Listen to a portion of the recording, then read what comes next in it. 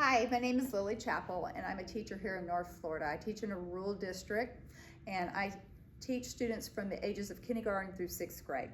So as a STEM teacher, I get to see my students once a week for 40 minutes. So I'm always on the rush to find something that's going to grab their attention, and they're going to want to be here to do the project. So Quibi.com I found last year with a friend, and she put me onto it, and it had lots of choices for the students to try projects, but I have it where they link into physical projects that we do in my STEM class. One of the really neat ones that we got to do this year with the paid part was Rube Goldberg machine, and it's super cool. The kids love it. What's really neat is it focuses on those 6 simple machines that students just normally don't get to do a lot of hands-on with, and so they're in virtual hands-on. They have slides already set up for the teachers. They have videos that connect, so it's very interactive for the teacher when they're teaching it. I basically stand at the back of the classroom, the kids have their computers on, and we go through the slideshow that's training them. And then once we're done with that section of the training, I step back, let them test what they just learned, and then we reconnect and we continue on with the next step. So this is an example of the slides where you have the different days, what the final project's gonna be. And so for the final project, they have to create a dispenser, a Rube Goldberg machine that makes the dispenser give the dog a treat. Now what's nice about that is they break it down by the simple machines. So incline plane, wheel and axle. So the incline plane, I'm moving a little slow today, it goes right along with your directions. So the first one is upsy daisy. You have to figure out how to use the incline plane. It tells the students the challenge. It's to get the basketball into the net or the goal, and it tells them how to do it. Hit play to test your machine. Figure out how to get the basketball up to the goal, and then use objects from your supply bin. And then you hit let's go. So our supply bin is right here with our incline plane. So obviously we don't have a lot of choices because this is what we're doing. If I need to make it longer or shorter, you can have a manipulation there, so you're kind of controlling it. You can make it taller or shorter. And so the kids kind of really like playing with it. There was the button. So it looks like a road, and if you tap that, it flips it. And the kids figure it out pretty quick, which is amazing. I always like to play around with stuff, so they get to move it around. Here's their basketball. Oop, don't want that. So I have my ball. I'm gonna click and drag. Wait a minute, it says I can't do that. So that means I have to move back over here. And so I need to be able to get this into this. Now I probably will blow it and won't be able to do it. I'm gonna grab my laptop.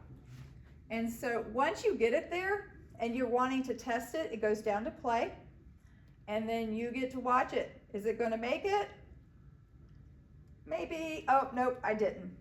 And then they stop it. What's neat about this is the kids don't get very frustrated. They sometimes get aggravated, but they're so quick to help each other and go, how did you make it work? And you know, they really want to hear their friends and how they're handling it.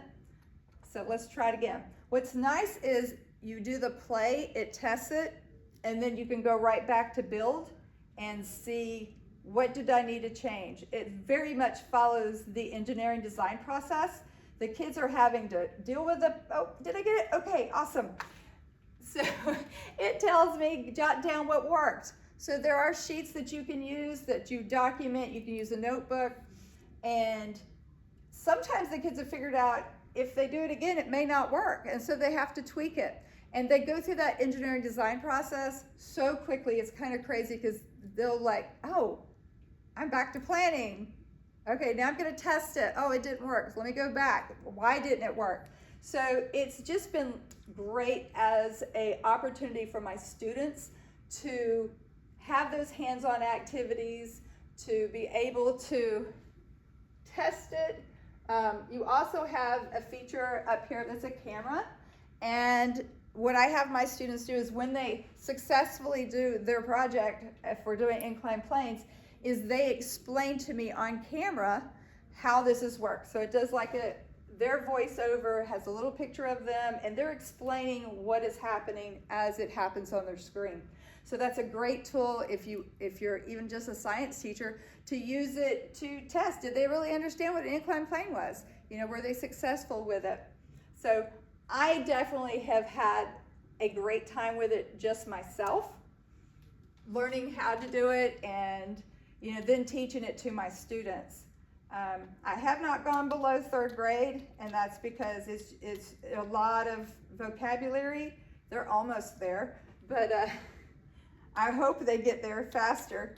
My 3rd graders, they'll be working on the roller coaster, and the roller coaster is a little simpler, and the reason for that is because it is dealing just with potential energy and kinetic energy, and it's great. Like I said, they have things where you can go and try. It's free. The roller coaster one is absolutely free. You can put as many kids on it as you want to. So last year I did 3rd, 4th, and 6th grade, and they loved it. I mean, they were so proud of themselves, and they were competing with each other, who had the fastest, who had the longest. And so, it goes all the way down. It step by step again. You have slides to teach it, but it has been a wonderful tool for us. The kids look forward to it. They want to know what we're doing. I connect it with hands-on activities. So the Rube Goldberg, the kids are going to be working with marble runs with the Rube Goldberg. So they're going to be working on that, trying to find stuff in the classroom to do a Rube Goldberg machine. My students also in 6th grade are doing a Mars rover transport. And so it's connected with NASA. The kids think it's amazing. They learn how to build cars, and now they're looking and taking that knowledge and putting it into their Mars rover. Well, if you have any questions, feel free to reach out to me. I'm Lily Chappell, and I enjoy Quibi. I enjoy teaching STEM. And so if you have any questions, feel free to reach out to me.